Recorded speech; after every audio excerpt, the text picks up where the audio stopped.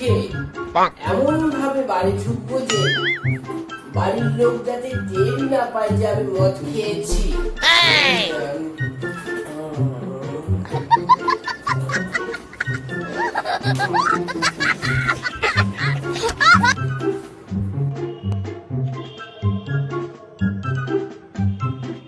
এই দাদা, হ্যাঁ বল। বাড়ি চলে এসেছিস তো? হ্যাঁ তা কি? যা রেডি হয়ে আমরা ঘুরতে যাবো। তাই? হ্যাঁ ঠিক আছে। A few moments later. আমি রেডি হয়ে গেছি। তুই আজকেও মদ খেয়েছিস? ভেবেছি আমরা কিছু বুঝতে পারবো না। আরে ধরা পড়ে গেলাম।